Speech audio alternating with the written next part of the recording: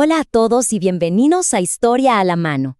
Hoy vamos a hacer un resumen visual increíble sobre uno de los eventos más transformadores y devastadores de toda la humanidad, la Segunda Guerra Mundial.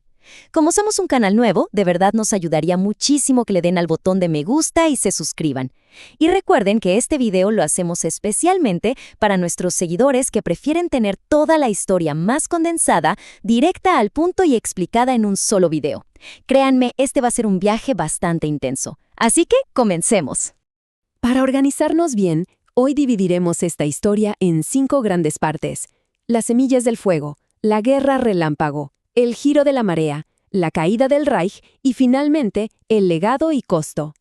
Bueno, entremos de lleno en esto. Un continente humillado es un continente peligroso. Y es que, si lo pensamos bien, cuando la Primera Guerra Mundial terminó, allá en 1918, Europa quedó literalmente en ruinas.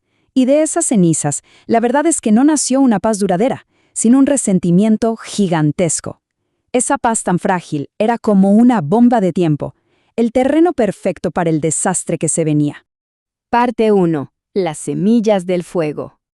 Para entender de dónde venía tanto enojo, tenemos que mirar el Tratado de Versalles de 1919. Los vencedores le impusieron a Alemania lo que ellos mismos llamaron un Diktat, o sea, una paz totalmente dictada a la fuerza. Y vean esos números. Les impusieron una deuda astronómica de 132.000 millones de marcos oro. Esa era una carga imposible de pagar. Esto, sumado a que perdieron el 13% de su territorio y les limitaron el ejército a 100.000 soldados, provocó una hiperinflación brutal en los años 20. Los ahorros de toda la vida de la gente se evaporaron. La clase media quedó completamente destruida y, claro, en medio de esa miseria, el extremismo encontró la tormenta perfecta.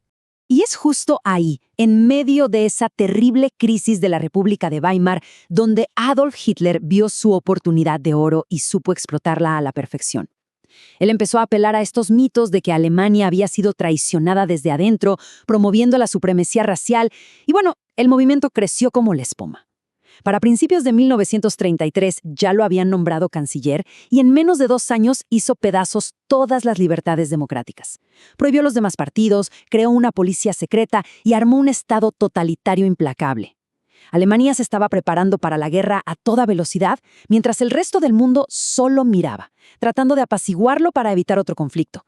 Pero seamos sinceros, el conflicto ya era absolutamente inevitable. Parte 2. La guerra relámpago. Todo estalla el 1 de septiembre de 1939, cuando Alemania invade Polonia. Y aquí el mundo entero conoce el famoso Blitzkrieg, la guerra relámpago. Era una táctica realmente aterradora, que combinaba la velocidad de los tanques en tierra con la precisión letal de los bombardeos desde el aire. Polonia cayó en apenas unas semanas. Luego, en la primavera de 1940, Dinamarca y Noruega fueron ocupadas rapidísimo.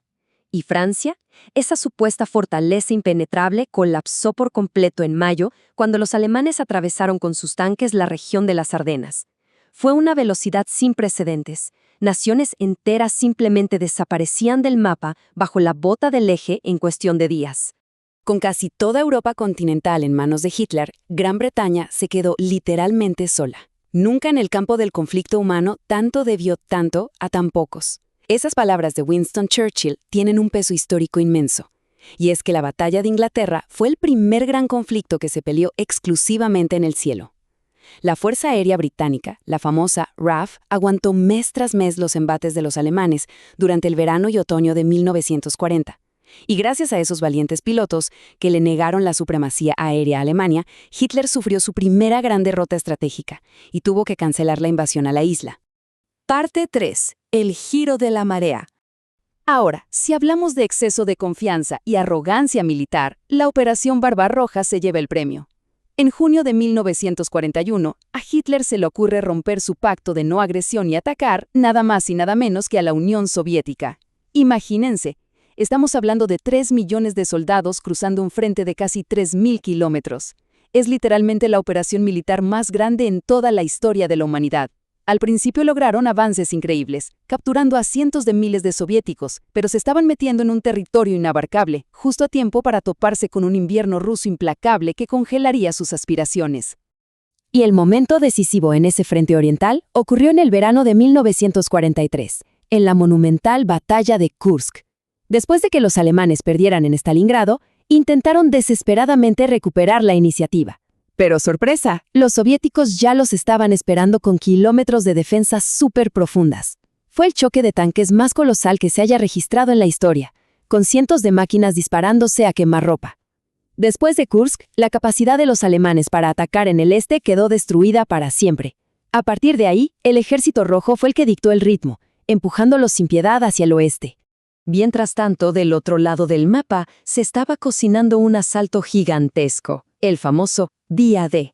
El 6 de junio de 1944, 156.000 soldados aliados desembarcaron en las playas de Normandía en un solo día. La logística necesaria para mover a toda esta gente es, francamente, asombrosa.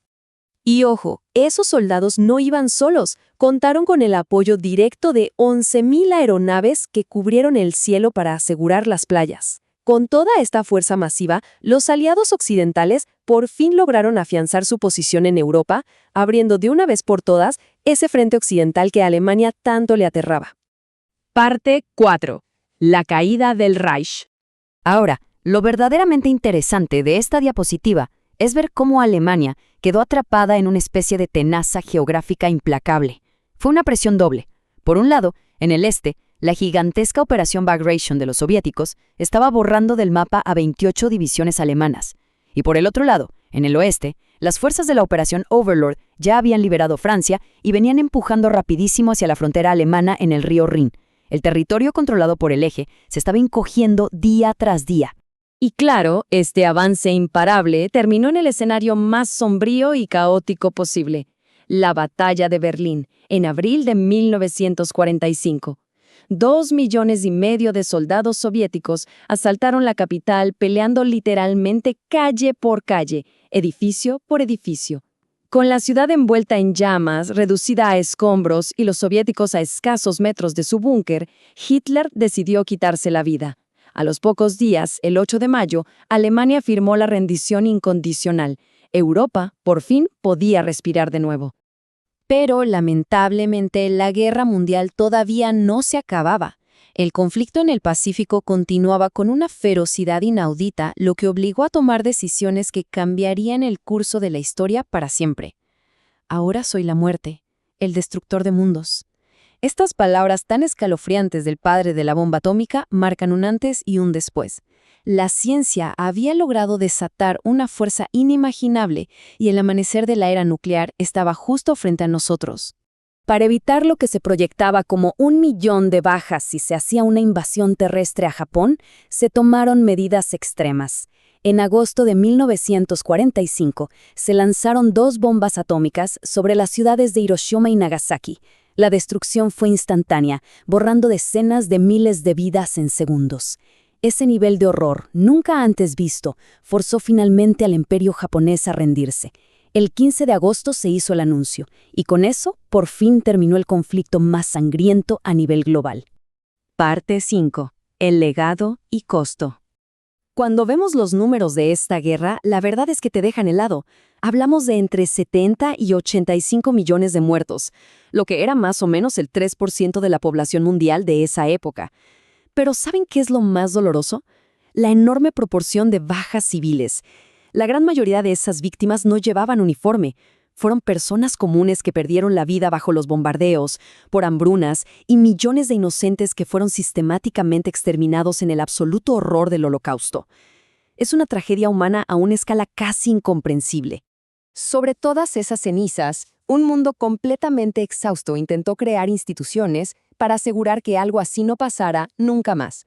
Se fundó la ONU para tratar de promover la paz diplomática, se firmó la Declaración de los Derechos Humanos, y los juicios de Nuremberg dejaron clarísimo que ningún líder está por encima de la ley si comete crímenes contra la humanidad. Además, el Plan Marshall ayudó a reconstruir Europa Occidental. Sin embargo, irónicamente, este nuevo orden mundial nació fracturado.